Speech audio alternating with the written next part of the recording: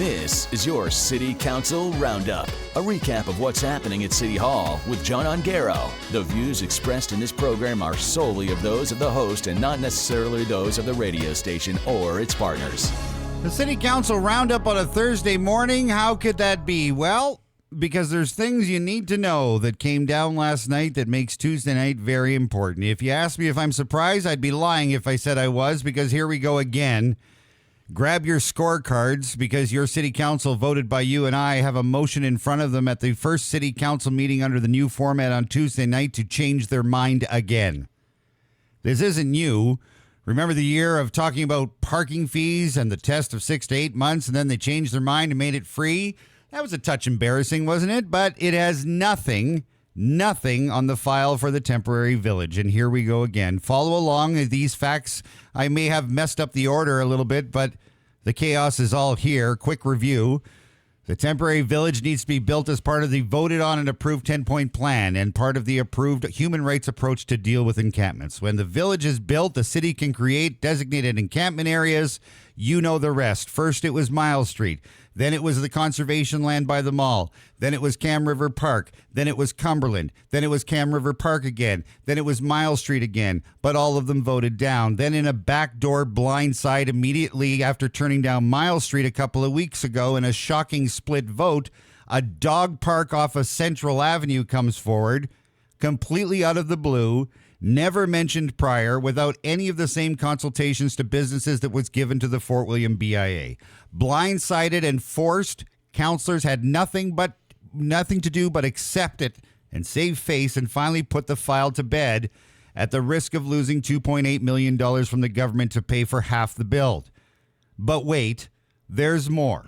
Since that blindside happened and your council took the bait and approved it, a request for proposals was sent out to operate the approved temporary village, and documents were received proposing to manage the village. That's a good thing, right? The file is sitting on administration's desk to be presented to council.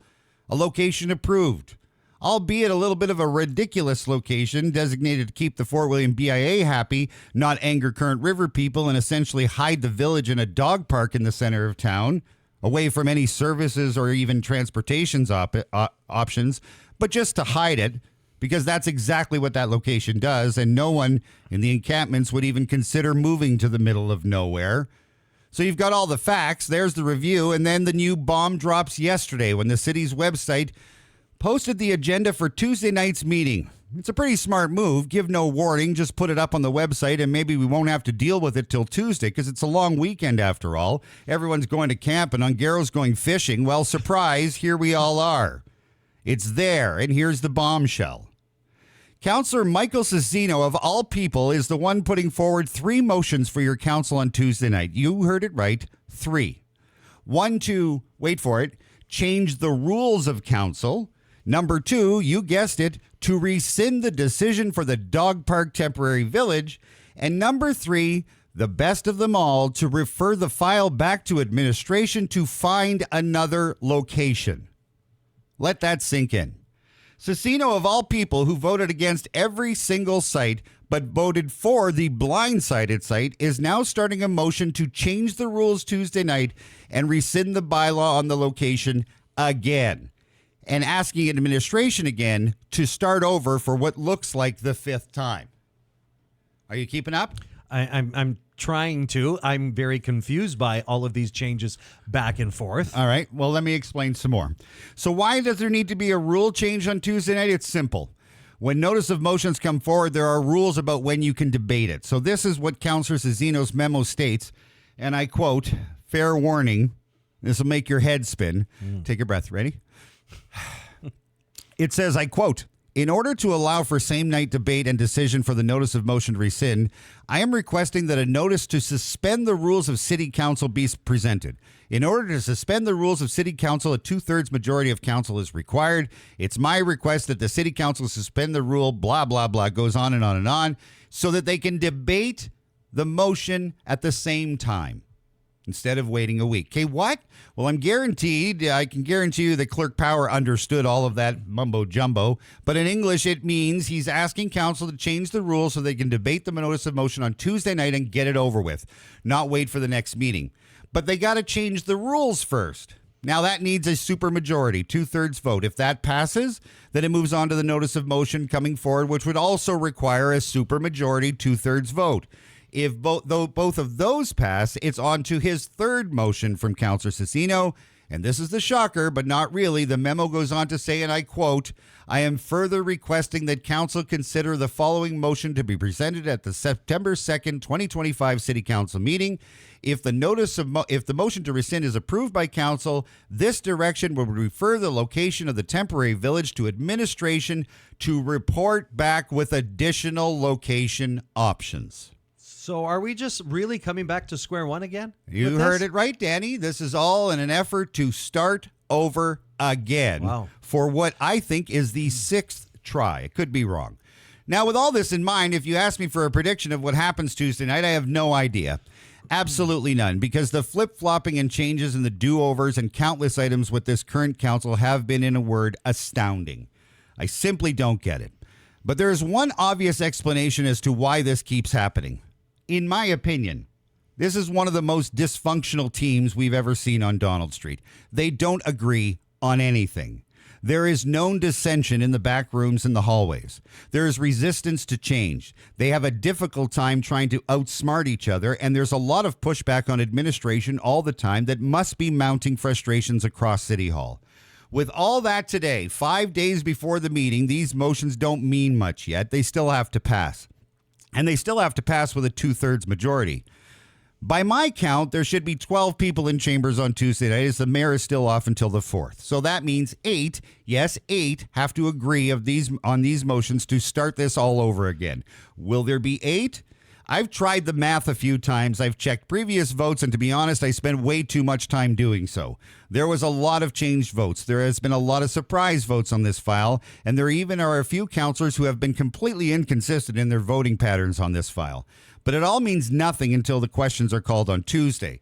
There are 3 to pass, and history tells us with all of them, there is no way to tell what's going to happen. But the debate, the discussion, and the back and forth on this file will continue again. It will confuse and, moreover, will make them look weaker than they ever have in the past. But here's the difficult thing to watch during all of this that you should pay attention to. The message that this confusion and back and forth sends to the community is completely damaging, and it's polarizing. Our community is divided on this. You've seen it online. You've heard it in conversation. Help or not help, make a difference for people in need, or hide them in a dog park. All of it sends a message to you, the voters, and to everyone in the community to pick a side and fight it out. It's not right. They're supposed to be leaders, representatives of us all. We shouldn't still be talking about this. Your council chose a path of human rights and dignity for those in need. Ironically, when I read the agenda last night, we were in the middle of a major rainstorm, one of many this summer. I can't imagine what it would have been like last night in that rain if I was in a tent. You can pick your side and you can talk it out with the people in your circles, but I have trouble knowing that there are resources to help, plans to help people, plans to have countless hours of hard work from actual experts to do something good, and 13 people in council chambers keep slowing it down over arrogance, a lack of working for good, and because they are buckling under pressure over and over again. I've said it before and I'll say it again. This council has an extremely difficult time making big decisions. They take forever, and when they are made, they're quick to change their mind.